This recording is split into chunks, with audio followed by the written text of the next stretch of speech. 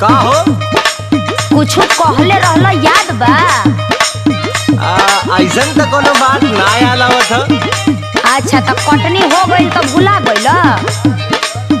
ओहो, अरे बताइबू कि बुझनी बुझाइबू?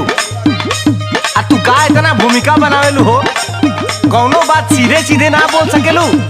एक तो इतना टेंशन कपार पे खुदे है, ऊपर से लगाबू तू ऐठे। हाँ हाँ, हमरा भी टेंशने न बुझाई। काम निकल गइल ना, नहीं याद आवता तो सुन याद करावतानी। हाँ हाँ बताओ तो तनी। खाली फुसिलाई के करबला कटनिया हो, खाली फुसिलाई के करबला कटनिया हो, कहि के दियोला ना झोलनिया ना। सीधे ना बतावे के चाहत रहल।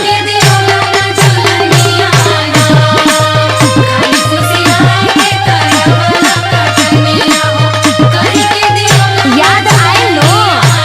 अरे पागल, उ तो हमरा यादे बा, लेकिन कुछ दिक्कत बा। अरे सबर का फल मीठा होला, आ तहरो के मिली सबर का फल, आज ना त कल। हाँ तो सबरे नु करतानी। धनवा के भाव तनी बढ़े दे तू धनिया हो, धनवा के भाव तनी बढ़े दे तू धनिया हो, तोह के बढ़ाई दे दुनिया ना।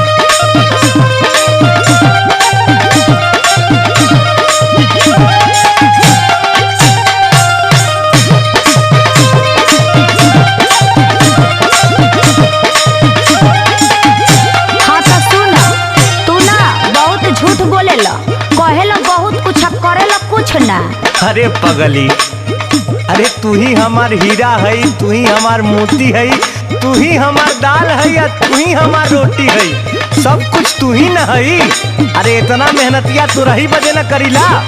हाँ तो सुनियो ला, बहुत पाइबा तो प्यार के न रस पाइबा, रात से जिया पे रजऊ तो रस जाइबा।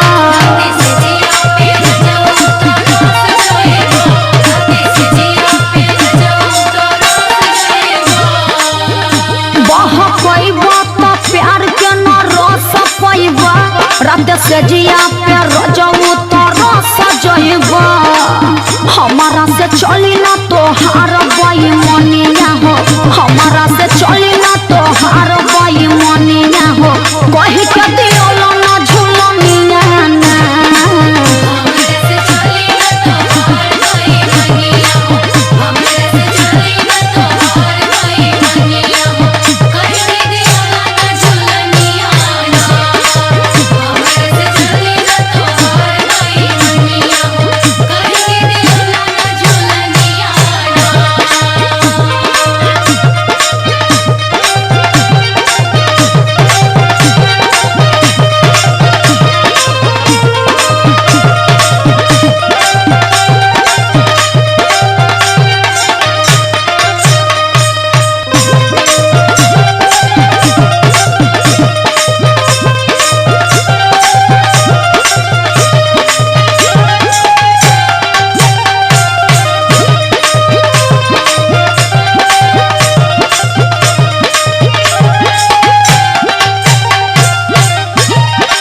अच्छा तो ये बताओ, तो झुलनिए से पेट भरी? अरे राशनो तो चाहेला साल भर का, तोरा मन के करी ना तो का होई सुन। का होई हो? बड़ा सस्ता बा बेचे में खल जाई हो, पूरा धनवा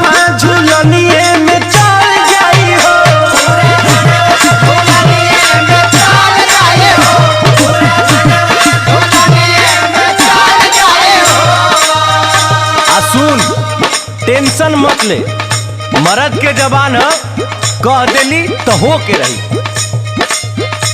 बड़ा सस्ता बा बेचे में खल जाई हो, पूरा धनवा झुलनिए में चल जाई हो। जेडिया रितेश नाही तोरी है बचनिया हो, डीपी आशीष नाही तोरी है बचनिया हो। तोहर